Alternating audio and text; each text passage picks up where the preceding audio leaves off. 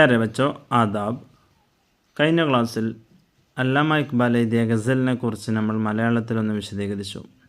ഇനി നമുക്കതിൻ്റെ മത്തലബ്, അതിൻ്റെ ക്വസ്റ്റ്യൻ ആൻസർ എന്നിവയിലേക്ക് കടക്കാം.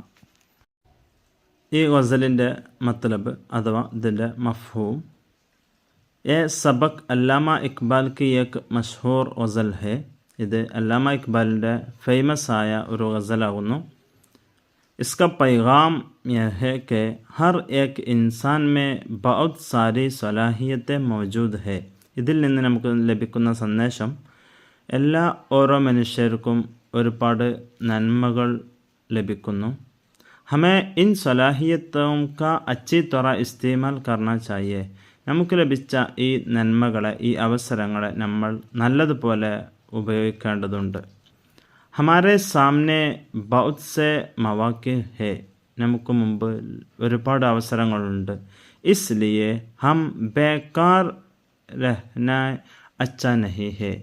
ഇത്തരം അവസരങ്ങൾ കിട്ടിയിട്ടും നമ്മൾ പിന്നോട്ട് പോകുന്നത് നല്ലതല്ല.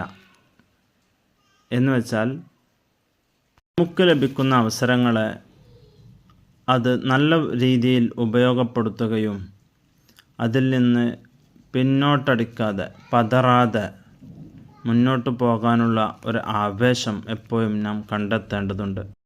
ഈ ഗസലിലെ ഏറ്റവും പ്രാധാന്യം ഉള്ള ഒരു ക്വസ്റ്റ്യൻ, തു ഷാഹീൻ ഹെ പർവാസ് ഹെ കാം തെരാ തെരെ സാമനെ ആസ്മാൻ ഓർ ബി ഹെ.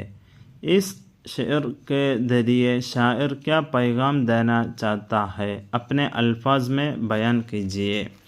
ഗസലിൻ്റെ 2 വരി നൽകിയിട്ട് ഇതിൽ നിന്ന് ഷാഹിർ നമ്മോട് എന്ത് സന്ദേശം നൽകുന്നു. ഈ 2 വരി വളരെ പ്രാധാന്യം നിറഞ്ഞ ഒന്നാണ്. ഇതിൻ്റെ ആൻസർ നമുക്ക് നോക്കാം.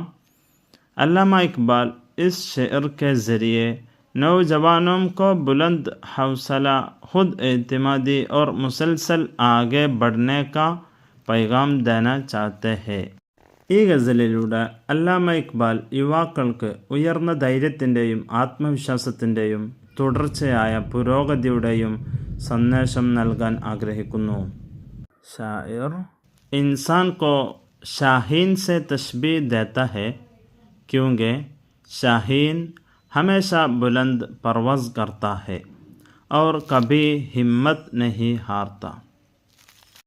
കവി മനുഷ്യനെ ഷാഹീൻ എന്ന് പറഞ്ഞാൽ രാജാളിക്കിളി, ഫിനിക്സ് ബേർഡ്, അത്തരം ഒരു പക്ഷിയോട് തശ്ബീഹ് സാമ്യപ്പെടുത്തുന്നു. അതിൻ്റെ കാരണം ഈ ഒരു പക്ഷി എപ്പോഴും ഉയരത്തിലാണ് പറക്കുക. ഇക്ബാൽ കഹന ചാഹതാ ഹെ कि इंसान को अपनी सलाहियतों को पहचान कर बड़ी कामयाबियों की तरफ बढ़ाना चाहिए. ഒരു വ്യക്തി തൻ്റെ സ്വന്തം കഴിവുകൾ തിരിച്ചറിഞ്ഞ് വലിയ നേട്ടങ്ങളിലേക്ക് നീങ്ങണമെന്ന് ഗസലിലൂടെ ഇക്ബാൽ നമ്മെ അറിയിക്കുന്നു.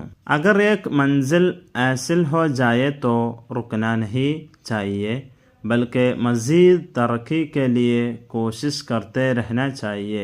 ഒരു ലക്ഷ്യം നേടിയാൽ നിർത്തരുത്, കൂടുതൽ പുരോഗതിക്കായി പരിശ്രമിച്ചു കൊണ്ടേ ഇരിക്കണം.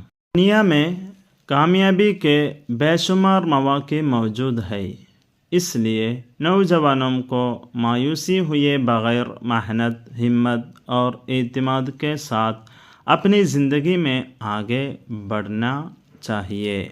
ഈ ലോകത്ത് വിജയിക്കാൻ എണ്ണമറ്റ അവസരങ്ങളുണ്ട്. അതിനാൽ യുവാക്കൾ നിരാശപ്പെടാതെ കഠിനാധ്വാനം, ധൈര്യം, ആത്മവിശ്വാസം എന്നിവയിലൂടെ ജീവിതത്തിൽ മുന്നേറണം. കവി ഇതിലൂടെ മനുഷ്യനാകുന്ന നമുക്കുണ്ടാകുന്ന അവസരങ്ങൾ ഉപയോഗപ്പെടുത്തി പരാജയപ്പെട്ടാലും പിന്നോട്ടടിക്കാതെ മുന്നോട്ട് പോകാനുള്ള ആത്മധൈര്യം നൽകുന്നു. അടുത്ത ചോദ്യം, ഇക്ബാൽ കെ ബാരെ മേ ആപ്കോ ക്യാ ജാൻതേ ഹേ, അപ്നെ അൽഫാസ് മേ ബയാൻ കീജിയെ. ഇക്ബാലിനെ കുറിച്ച് നിനക്ക് എന്തറിയും, വിശദീകരിക്കാൻ. ഇക്ബാലിനെ കുറിച്ച് ചെറിയൊരു വിവരണം ഇവിടെ നൽകിയിട്ടുണ്ട്. 1877 നവംബർ 9 ഇക്ബാൽ സിയാൽകോട്ട് ജനിച്ചു. ഇക്ബാലിൻ്റെ ജന്മദിനം വേൾഡ് ഉറുദു ഡേ ആയി ആചരിക്കുന്നു. 1938 ഏപ്രിൽ 21 ഇക്ബാൽ വഫാത്തായി. ഇക്ബാൽ ഉറുദു और फारसी के अजीम शायर मुफक्किर और ഫൽസഫി थे ഫിലോസഫിക്കൽ ചിന്തകനും ഫാരിസി ഉറുദു എന്നിവയിൽ നല്ല കഴിവും പാണ്ഡിത്യമുള്ള ഒരാളായിരുന്നു. ആപ്കോ ഷാഇറെ മശ്രിഖ് കഹാ ജാതാ ഹെ. വൺ വേർഡായിട്ട് ചോദ്യം ഇങ്ങനെ വരാറുണ്ട്, ഷാഇറെ മശ്രിഖ് കോൻ ഹെ? അല്ലാമ ഇക്ബാൽ. ഇബ്തിദായി താലീം സിയാൽകോട്ട് മേ ഹാസിൽ കി. തൻ്റെ പ്രൈമറി എഡ്യൂക്കേഷൻ സ്വന്തം നാട്ടിൽ നിന്ന് കരസ്ഥമാക്കി. ആല താലീം ലാഹോർ, ഇംഗ്ലണ്ട് और ജർമ്മനി में हासिल की. ഫൽസഫ മേ മഹാറത്ത് ഹാസിൽ की. ഫിലോസഫിയിൽ നല്ല നൈപുണ്യം നേടിയിരുന്നു. അതുപോലെ തന്നെ പ്രാധാന്യമുള്ള ഒന്നാണ് ഇക്ബാലിൻ്റെ ഷേരി മജ്മുഅ കവിതാ സമാഹാരം. 4 കവിതാ സമാഹാരങ്ങൾ. 1 ബാങ്കെ ദറ, 2 ബാല ജിബ്രീൽ, 3 സർബെ കലീം, അർമിഗാനെ ഇജാസ്. ഇവയും 1 മാർക്കിന് 2 മാർക്കിന് പരീക്ഷകളിൽ ചോദിക്കാറുണ്ട്.